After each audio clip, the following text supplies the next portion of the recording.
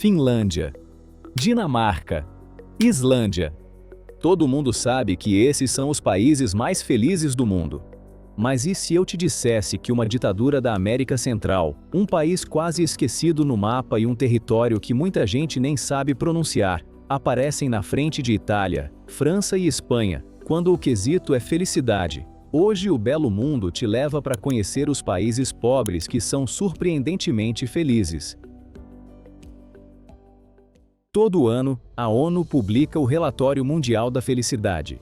E a lógica dele é curiosa. Os pesquisadores pedem para cada pessoa imaginar uma escada. Lá em cima está a melhor vida que ela poderia ter. Lá embaixo, a pior. Depois vem a pergunta: em que degrau você acha que está hoje? Quando sai o ranking de 2025, o topo não surpreende ninguém. Finlândia em primeiro, Dinamarca em segundo, Islândia, Suécia e Países Baixos logo atrás. Países ricos, organizados, estáveis. Ou seja, motivo para felicidade não falta. O estranho começa quando, no meio da mesma lista, aparecem países muito mais pobres, países com estrutura frágil, e até países governados por regimes autoritários. Como isso é possível? É isso que a gente vai descobrir agora. Número 10. Tailândia. A Tailândia é conhecida como a terra dos sorrisos. E, pelo menos nesse caso, parece que isso vai muito além da propaganda de turismo. No ranking de felicidade de 2025, o país apareceu à frente do Japão e da Coreia do Sul, dois gigantes econômicos da Ásia. Dois países muito mais ricos. Então por que a Tailândia, com bem menos dinheiro, ainda consegue fazer tanta gente sentir que a vida vai melhor? Parte da resposta está no jeito como o país enxerga o dia a dia. Quase toda a população segue o budismo, e dentro da cultura tailandesa existe uma ideia chamada Sanuk. É a noção de que até as obrigações da vida precisam ter algum prazer, alguma leveza, alguma alegria. Não basta só cumprir tarefa. A vida precisa ser vivida com algum gosto. Tem também o Mai Pen Hai, uma expressão muito comum por lá. É aquela atitude de não se desgastar à toa, de não deixar qualquer problema roubar sua paz. E isso ajuda a entender bastante da mentalidade tailandesa. Em abril, por exemplo, acontece o Songkran, o Ano Novo tailandês. Durante dias, as ruas viram uma enorme batalha de água. Gente se molhando, rindo, celebrando junto. Pode parecer só uma festa caótica. Mas também diz muito sobre um país que aprendeu a preservar prazer, convivência e leveza no meio da rotina. E talvez seja justamente isso que essa subida no ranking revela. Número 9. Guatemala. A Guatemala é um dos países mais pobres e desiguais da América Latina. Mais da metade da população vive na pobreza. E mesmo assim, o país aparece na frente de lugares bem mais ricos no ranking de felicidade. No papel, isso parece não fazer sentido. Só que a Guatemala ajuda a explicar um fenômeno que intriga pesquisadores há anos: o chamado paradoxo da felicidade latino-americana. Países com renda baixa, muitos problemas estruturais e, ainda assim, com gente avaliando a própria vida de forma mais positivamente do que a lógica econômica sugeriria. No caso da Guatemala, parte dessa explicação parece estar no jeito como a vida coletiva continua de pé. Mesmo com pobreza, desigualdade e abandono do Estado, muita gente ainda cresce cercada por família, comunidade, tradição e vínculos locais muito fortes. E tem outro ponto importante nisso tudo: felicidade não depende só do que a pessoa tem. Também depende da comparação que ela faz. Muita gente não mede a própria vida olhando para um europeu rico. Mede olhando para a própria história, para a vida que os pais tiveram, para o bairro onde cresceu e para o que a família conseguiu construir ao longo do tempo. E isso muda bastante a forma como a vida é percebida. O Banco Interamericano de Desenvolvimento já chamou atenção para um dado curioso. Populações indígenas da Guatemala, mesmo sendo mais pobres, muitas vezes relatam satisfação com a vida igual, ou até maior do que grupos com renda mais alta. Ou seja, não é uma felicidade nascida da riqueza. É uma felicidade que parece vir de vínculo, identidade e continuidade. Relativa, talvez, mas nem por isso menos real.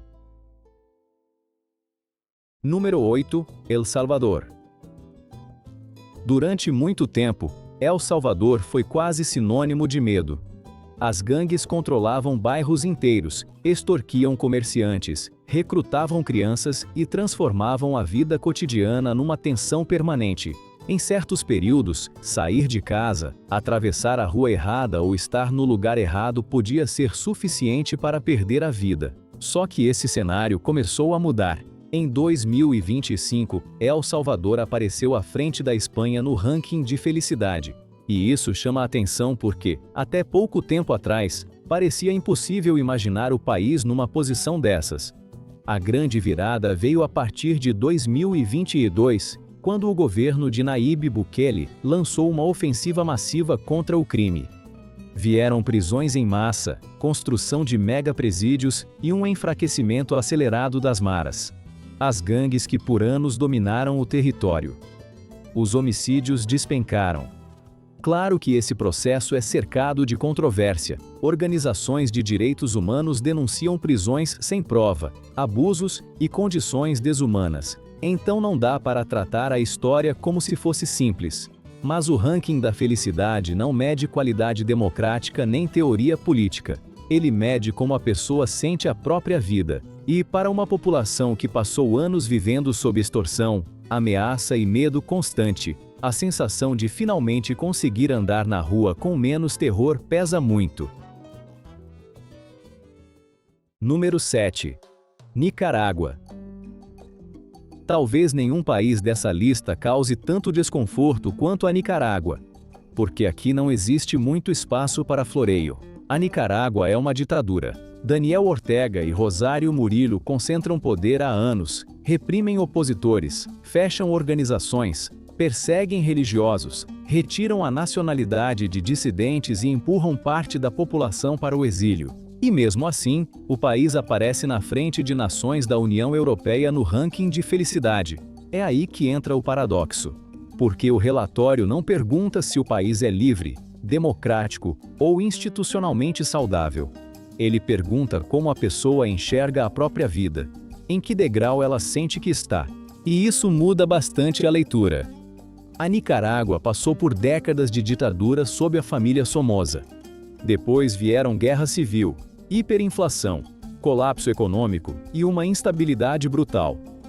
Para muita gente que cresceu comparando o presente com esse passado, o hoje pode parecer menos pior do que pareceria para alguém olhando de fora. Claro que isso não torna a situação nicaragüense boa.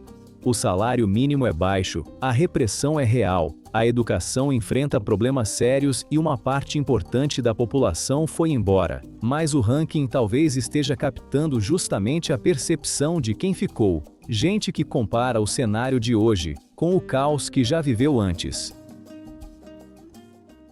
Número 6. Vietnã. Em 2020, o Vietnã estava lá embaixo no ranking da felicidade. 5 anos depois, tinha subido 37 posições. Foi uma das maiores altas de todo o relatório. E isso chama a atenção porque o país continua longe do padrão de renda dos vizinhos mais ricos do leste asiático. Mesmo assim, aparece à frente do Japão e da Coreia do Sul. Então, o que explica essa subida? Parte da resposta passa por uma palavra importante na história recente do país, Doi Moi, que em vietnamita significa renovação. Foi o nome dado ao processo de abertura econômica iniciado nos anos 80, quando o Vietnã começou a sair de um modelo mais fechado e entrou num ciclo de crescimento consistente. Para uma população que viveu guerra, destruição e pobreza extrema, melhora concreta pesa muito. Quando a vida realmente avança, isso não fica só nos indicadores. Vira sensação de progresso. Mas não é só economia. O Vietnã ainda preserva uma vida familiar muito forte. Em muitas casas, avós, pais e filhos continuam próximos, e isso cria uma rede de apoio cotidiana que conta bastante na forma como a vida é percebida. Tem também o Tet, o Ano Novo Lunar Vietnamita. Nessa época, o país praticamente para. Famílias se reencontram, as cidades mudam de ritmo e a ideia de coletividade fica ainda mais visível. No fim, o Vietnã não transmite só a sensação de que a vida melhorou. Transmite a ideia de que muita gente está subindo junto, e isso produz uma satisfação muito poderosa. Número 5. Cazaquistão. O Cazaquistão é um país imenso, uma enorme faixa de estepes, desertos e montanhas no coração da Ásia Central. É também a economia mais forte da região, impulsionada principalmente por petróleo e minérios. Só que o que chama a atenção aqui não é apenas a renda. O que chama a atenção é que o país aparece bem acima do que o dinheiro, sozinho, explicaria no ranking da felicidade. E aí entra um ponto importante do relatório, a chamada benevolência informal. Parece um termo complicado, mas a ideia é simples. Não estamos falando de ajuda institucional, de ONG ou de campanha pública. Estamos falando de coisas do dia a dia. Cuidar do vizinho, dividir o que tem, estar presente quando alguém precisa. No Cazaquistão, esse tipo de vínculo aparece com força. E isso tem muito a ver com a história do país. Durante séculos, a sobrevivência cazaque dependeu do coletivo, da tribo, da comunidade e do apoio mútuo. Em regiões isoladas, de clima duro e distâncias imensas, viver sozinho nunca foi uma opção muito segura. Essa herança não desapareceu com a modernização, ela só mudou de forma. As cidades cresceram, a economia mudou, o modo de vida se transformou. Mas certas relações continuaram carregando essa lógica de cuidado próximo. E talvez seja justamente isso que torna esse país tão interessante. Número 4. Kosovo. Kosovo é um dos casos mais impressionantes dessa lista. É um território pequeno, pobre, e que até hoje não tem sua independência plenamente reconhecida por todo o mundo, e que mesmo assim aparece na frente de países como Itália, Espanha e França, no ranking de felicidade. Para entender isso, você precisa deixar de lado por um instante a ideia de felicidade como conforto material. No caso de Kosovo, felicidade também tem muito a ver com sobrevivência histórica. No fim dos anos 80, a Sérvia retirou a autonomia da região. Vieram demissões, repressão, fechamento de escolas em albanês e a imposição do sérvio como língua oficial. A maioria albanesa resistiu como pôde. Depois veio a guerra. Em 1999, a OTAN bombardeou alvos sérvios por 78 dias, até a declaração da independência. Até hoje, a situação continua incompleta. O território tem governo, controla o próprio espaço e funciona como país, mas segue sem assento na ONU e sem reconhecimento universal. Mesmo assim, quando as pessoas dali avaliam a própria vida, as notas são altas, e talvez isso revele um tipo de felicidade que países estáveis há muito tempo quase já esqueceram como é. A felicidade de quem passou por violência, apagamento e incerteza, mas ainda assim conseguiu permanecer de pé. Número 3. Belize. É um país pequeno, espremido entre México e Guatemala, com menos de 400 mil habitantes e pouca relevância no debate internacional. Muita gente, inclusive, mal lembra que ele existe. Só que no ranking da felicidade, Belize resolveu aparecer. E aparecer com força. O país passou anos fora da lista. Quando voltou, voltou lá em cima. E o detalhe mais curioso nem está na colocação geral, mas em um dos critérios do relatório. Belize ficou em primeiro lugar no mundo em liberdade percebida. Ou seja, quando as pessoas são perguntadas se sentem que têm liberdade para tomar decisões importantes sobre a própria vida, a resposta ali é mais positiva do que em qualquer outro país analisado. E isso pesa muito mais do que parece. Porque uma coisa é viver num país mais rico, outra é sentir que a sua vida ainda está nas suas mãos. Belize talvez não ofereça o conforto material dos países mais desenvolvidos, mas parece entregar algo que muita sociedade rica foi perdendo pelo caminho. A sensação de autonomia, de espaço, de controle sobre o próprio rumo. Também ajuda o fato de ser um país pequeno, com uma mistura cultural muito particular, Influências afro-caribenhas, maias, garífunas, mestiças e britânicas convivem no mesmo território, criando uma identidade diversa, mas relativamente próxima. Belize entra nessa lista por causa disso. Não porque tenha ficado rico, mas sim porque muita gente ali ainda sente que vive a própria vida, e não só corre atrás dela. Número 2. México. Durante muito tempo, o México ficou fora do grupo dos 10 países mais felizes do mundo. Aí veio o ranking de 2025 e colocou o país lá em cima. E isso chama a atenção por um motivo simples. O México não é um país rico no padrão das grandes potências. O PIB per capita mexicano é muito menor do que o dos Estados Unidos e de boa parte da Europa Ocidental. Mesmo assim, os mexicanos relatam uma satisfação com a vida surpreendentemente alta. Então, o que explica isso? Parte da resposta parece estar no jeito como a vida social ainda funciona por lá. Enquanto em muitos países ricos a rotina foi ficando mais individual, no México a família continua ocupando um espaço central. Avós, pais, filhos e netos seguem mais próximos. A casa continua cheia. A mesa continua sendo lugar de encontro. E isso pesa mais do que parece. Porque comer junto não é só costume.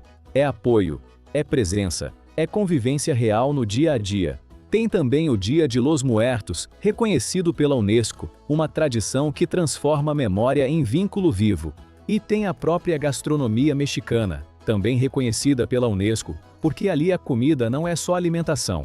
É identidade, encontro e comunidade. Num mundo em que tanta gente tem conforto, mas vive isolada, o México acaba lembrando uma coisa muito básica. Dinheiro ajuda muito. Mas uma vida cercada de laços também pesa na hora de dizer se ela parece boa ou não. Às vezes, a felicidade mora numa casa barulhenta, cheia de gente e com comida na mesa. Número 1. Costa Rica. Se existe um país que resume bem essa lista, é a Costa Rica. A Costa Rica está em 6º lugar no ranking mundial de felicidade de 2025. Na frente de Israel, na frente de Luxemburgo, na frente de mais de 19 países europeus. E isso fica ainda mais impressionante quando você olha o dinheiro. Na Noruega, que aparece logo abaixo dela no ranking, o PIB per capita passa dos 100 mil dólares por ano. Na Costa Rica, fica perto dos 25 mil. Ou seja, a diferença econômica é enorme. Então, como é que um país com muito menos dinheiro consegue aparecer tão alto numa lista como essa?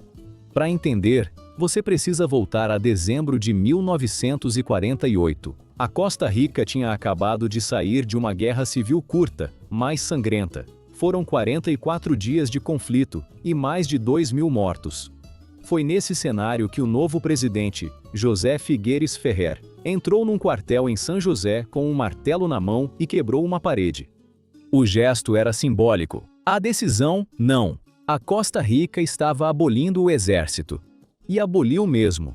Até hoje, a Constituição do país proíbe forças armadas permanentes. O dinheiro que poderia ir para quartéis, armas e tropas foi para outras áreas. Educação, saúde, investimento social. Nas décadas seguintes, isso ajudou a construir um país mais estável, com expectativa de vida alta e uma qualidade de vida muito acima do que a renda sozinha faria imaginar. Mas os costarriquenhos provavelmente resumiriam tudo isso de outro jeito. Pura vida. Mais do que uma expressão, isso virou uma filosofia. Um jeito de viver com menos pressa, valorizar o presente e não transformar a vida numa corrida sem fim. No fim, talvez seja isso que a Costa Rica mostre tão bem. Tem país que ficou rico sem aprender a viver bem. A Costa Rica tentou fazer o contrário. No fim das contas, esse ranking não prova que dinheiro não importa. Importa sim, mas mostra que nem sempre ele é sinal de felicidade. Agora conta pra gente nos comentários, qual te surpreendeu? Se curtiu esse vídeo, deixa o like, se inscreve no Belo Mundo e ativa o sininho para não perder os próximos. Até a próxima!